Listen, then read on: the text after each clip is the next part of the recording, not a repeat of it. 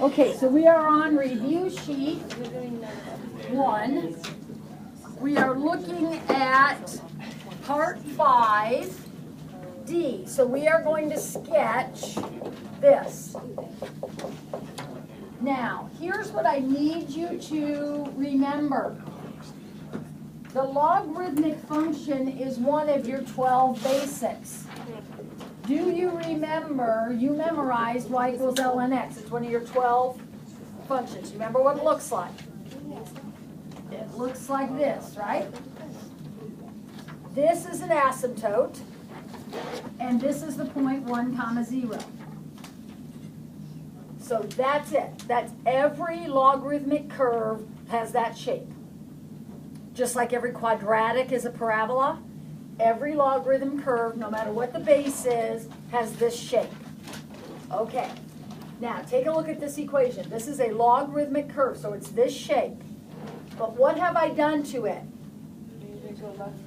I added 1 inside the parentheses, which means it's going to go left 1, which means this asymptote is going to back up 1 unit. So now I'm going to have an asymptote at -1, right? Because it used to be at 0. And that intercept is now going to be where? At the origin. That's all you have to do. You do not have to make it any more accurate than that. That's good enough. Okay? Now 5A is the same thing, except it's an exponential. Okay? Now, this one, we can approach from a couple of different ways, because that 1/2 is kind of messing things up a little bit. So we can approach this from a couple different ways. If we have an issue with a graph, now without a calculator, this one's hard to plot points. But could I plot points on this one? So if I just let x be 0, what do I get? 1. What if I let x be 1? 1/2. How about 2? 1/4. What's happening to these points as I go this way? Can you kind of see what's happening? Right? Let's go this way. What happens when I put -1 in there? I get 2. What happens when I put -2 in there? I get 4. So this is the shape that I have. Now, I said this was a little bit tricky because of the 1/2. Because when you look at an exponential, what shape, think of your BFFs, what shape pops in your head? This one, right? That's what the exponential, the one you memorized, was y equals u to the x. But here's the tricky part. That's what an exponential looks like when it's a growth problem. And you remember that conversation we had? What has to be the case if you're graphing y equals b to the x? It has to be a whole number. It doesn't necessarily have to be a whole number, but it has to be a number bigger than 1. If your base is a number bigger than 1, then you're going to have a growth situation. Do you remember that conversation we had a while back? Yeah. Because you keep multiplying by a number bigger than 1, you're going to keep growing, growing, growing. What's our base here? 1/2. That's a number less than 1, which means this is describing what? A decay situation, which is exactly what happened when I plotted the points.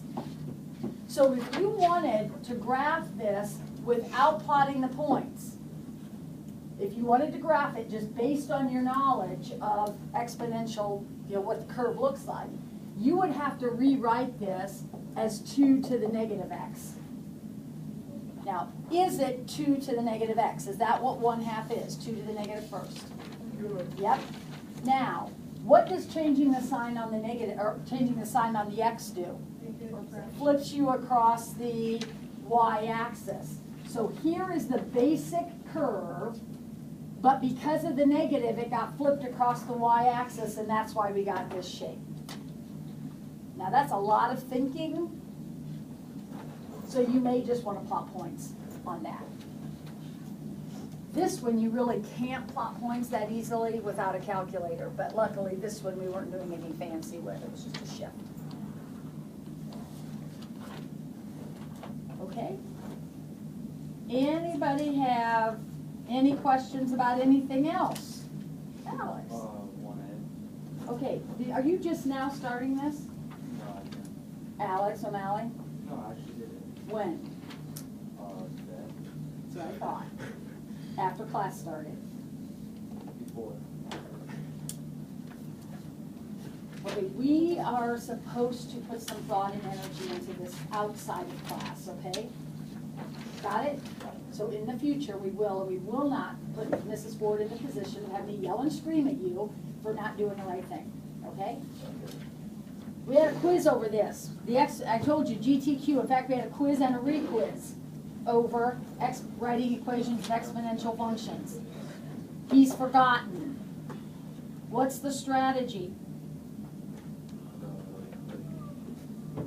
The initial value. Well, what's my equation going to look like? Y equals AB to the X. Y equals A times B to the X. How do I start? You plug in 0 for X. I use the point that's got a 0 in it. So 2 equals A times B to the 0th, so 2 equals A. So now my equation is Y equals 2B to the X.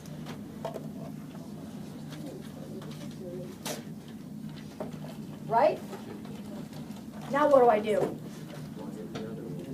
Katie Klein. I'm sorry. There's stuff in my pocket and it's annoying me. I apologize. Okay. I don't like this. Plug in line and So now I plug in my other point. Y equals 2 times B to the negative first. So 3/2 equals B to the negative first. What does B to the negative first mean? 2/3. Well, You flip it. so 3/2 equals 1 over B. Or you can just say, wait a minute, and then solve this. So 3B equals 2 and B equals 2/3. Or some of you aren't even going to go through all that. Some of you are going to say, wait a minute, if B to the negative first is 3/2, then B itself must be 2/3 because the negative means the reciprocal. So your answer, I hope you're paying attention, Alex, is Y equals 2 times 2/3 to the X. Ooh.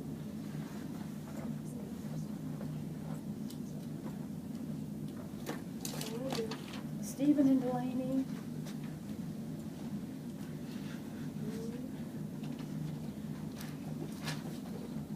Your pocket's good? Can we do 3E? 3E is a logarithmic equation. This is sort of like what the quiz was that I just gave back. These kinds of problems. Solving logarithmic equations. Now, there are always options, always options. Regardless of how you choose to start the problem, though, you've got to deal with this 3 first, okay?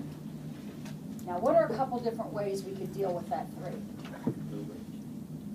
Well, we're going to move it no matter what, but move it how, where, do what with it.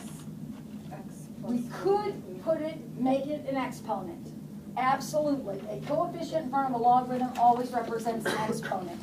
But what else could we do with it that might actually be easier? you divide by 3. We could divide both sides by 3 and be left with the log base 2 of x plus 1 equal to 3. Now, that's easier than having to deal with a cube, but I'll do it with the cube in a minute and show you get the same answer. Now, where would I go from here? 2 to the third equals x plus 1. That needs to be automatic. If you have a logarithmic expression, you can always rewrite it in its exponential form. So 8 equals x plus 1 and x equals 7. Take a quick look back at the original, make sure everything stays positive. There's our answer. Now, if you did it the other way, if you took the 3 and popped it up here, Then you would have the log base 2 of x plus 1 cubed equals 9. Now where would you go from there? 2 to the 9th equals x plus 1 cubed. Now, our goal is to solve for x. So this x is inside of parentheses being cubed. We actually had a problem like this yesterday where we had something like this. What do we do there? Oh, don't FOIL. Oh, please don't FOIL. We want to cube root both sides. So the cube root of something cubed is just itself. Now how about this? The cube root of 2 to the 9th. What would the cube root of 2 to the 9th be? 2 to the 3rd? Yes. Think about it. You've got 9 2's. If you divided them up into groups of, or so if you made 3 groups, they'd have 3 in there. So that's 2 cubed. And then we're right back to where we were a minute ago, x equals 7. I think it's easier just to divide that coefficient out since we have that capability. Okay, Delaney? 4B. Are you saying 4b? 4B, yeah. How do you do that with the negative? Negative 27 to the 2/3 power. Okay, well, first of all, what does a 2/3 power mean? It means a cube root squared. Can you take the cube root of a negative number? Yes. Yes. What is the cube root of negative 27? Negative 3. Negative 3 squared is 9. So actually, Delaney, the negative doesn't have anything to do with, I mean, it doesn't change anything about how we do the problem. Now, if that had been reversed, if that had been 3 halves, then we'd have i's, because then we'd be taking the square root of a negative.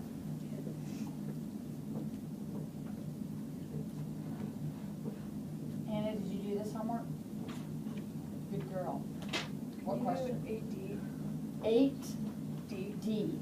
Find the half-life of an element if 4 grams is reduced to 3.2 grams in 10 years. This is a tough problem. Actually, tough is not the right word. This is a longer problem because it's actually 2 problems in one. What formula will I be using? PERT. What am I looking for? What's the variable? R. You're looking for the Find the half-life period. T. This is my variable. But read the whole problem, gang. Don't they give me a time in the problem? Yeah. That means I have to do 2 problems. I have to use my equation twice. One time I will use my equation with this as the variable, and one time I will use the equation putting in t is 10.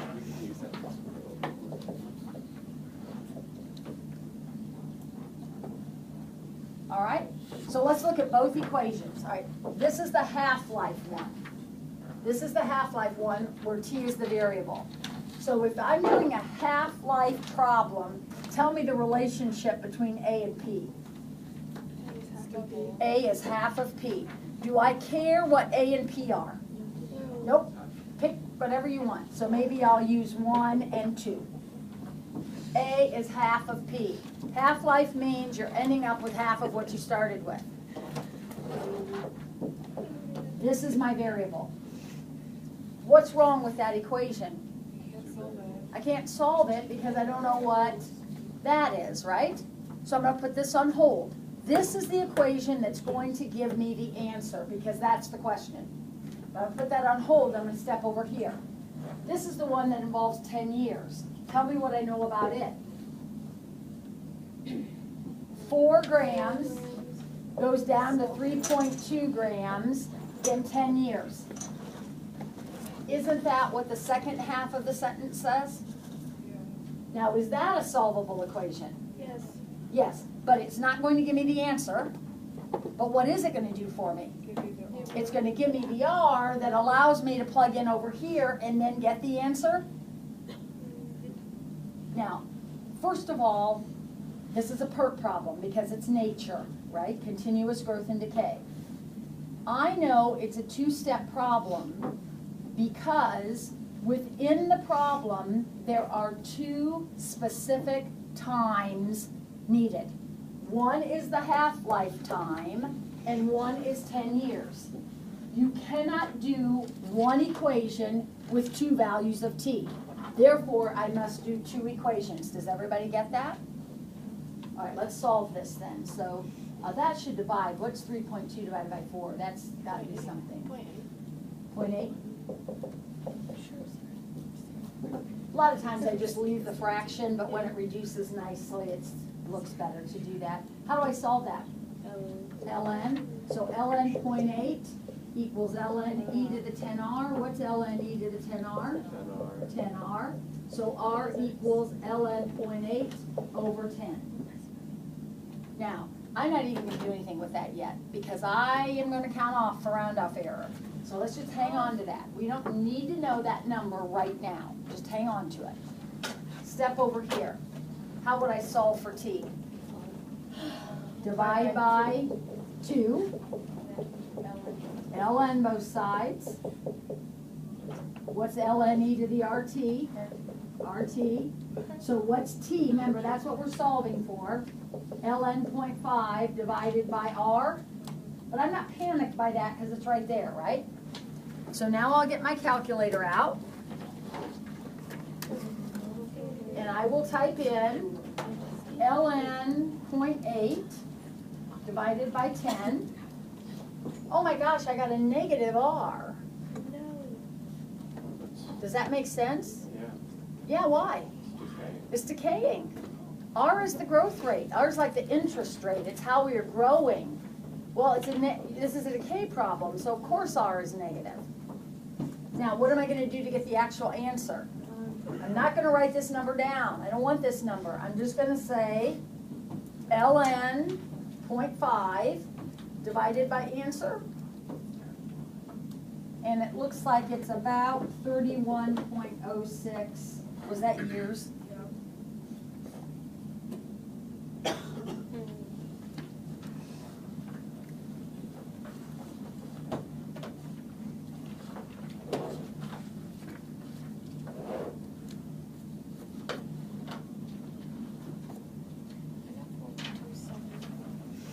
You got what? 0.27. For the answer? Yeah. To this?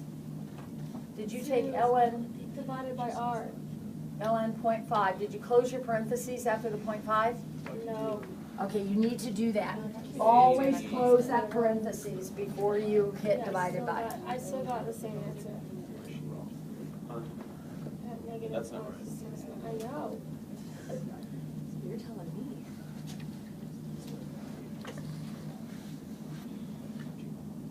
Okay, anybody else have a question about one of these problems? Maggie? Oh, it's because you're not. Can we go there? 6 for 5D. Okay, I had that picture up here, but I erased it. So 5D, remember, looked like this. Okay, what's the domain of that? This asymptote is at -1. What's the domain of that picture? Which x values are we using? X is greater than -1. So my domain is x is greater than -1. What's the range of that picture? All real numbers. What is it not all real numbers? What? Why is it not all real numbers?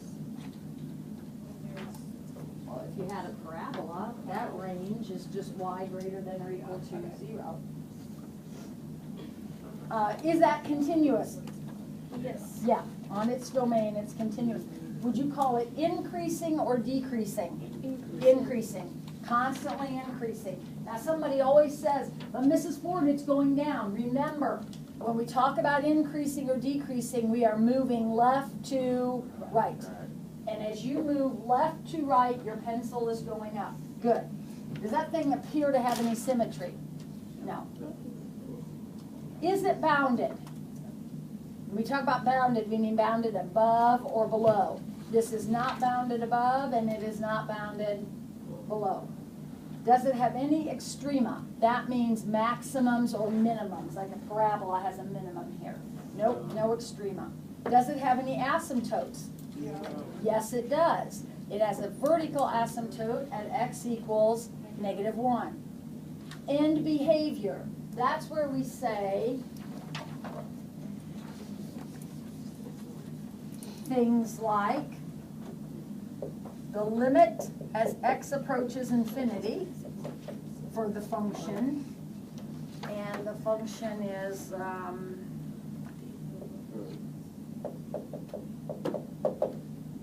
and then the limit as x approaches -infinity.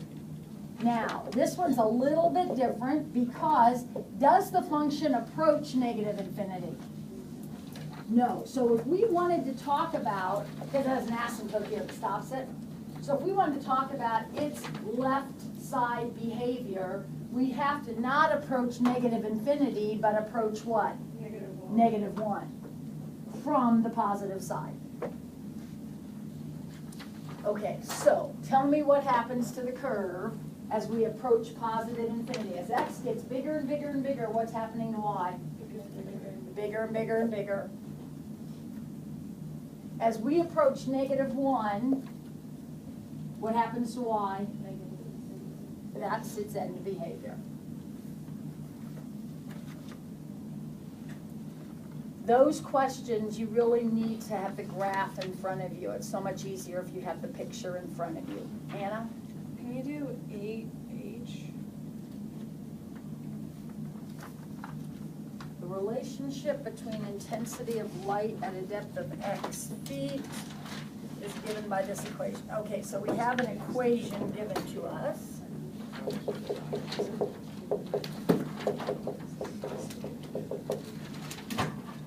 And I want to know what is the intensity at a depth of 40 feet. Anna, what do you think? What do you do? I mean, just plug in 40. Yeah, but- you plug in 40 right here, right? Yeah. Okay, so then I would have the equation, the log of I over 12 equals whatever that is. I think it's -0.5, yep. Okay. Now, this is a logarithmic equation, just exactly like the ones on the quiz we took. How do I solve a logarithmic equation that has just a logarithm on one side? What do I need to do? I know you do this, you do 10 to the negative. 10 to the -0.5 equals I over 12. Yeah, but then, I mean, I guess I don't know. Then I can type in on my calculator and then times by 12. And are you chewing gum again? Yeah. You're like an addict, because now you have to give me another box of Kleenex, or I will write you another detention. So I got about 3.79. I don't know what the rounding is supposed to be, but I got about 3.79.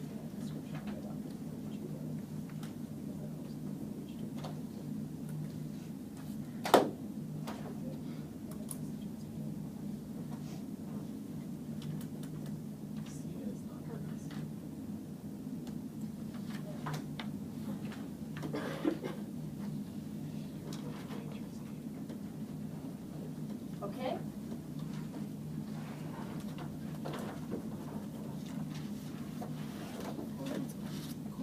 Anybody else?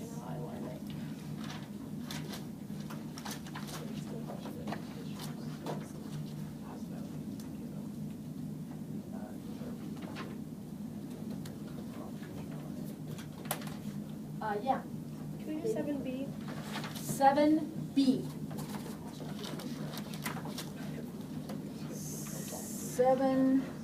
7B? Yeah. That's one of our properties.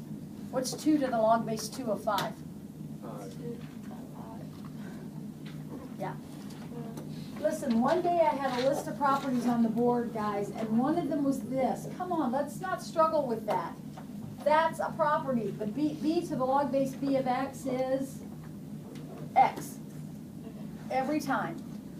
Do not make that hard. That should be a snap of a finger and move on to the next problem. The sister to that one is the log base b of b to the x, which is also x.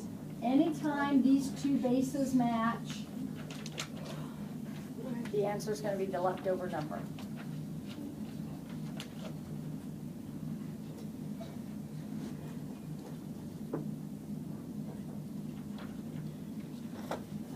Anna? Is 7E 0? 7e is 0. Yep, that's another one of our properties. The log of 1 is always 0 no matter what the base is. This one happens to be base 10, but no matter what the base is, the log of 1 is 0.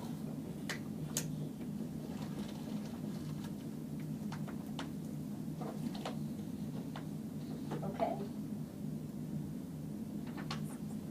Well, in your packet is another review sheet called Review 2.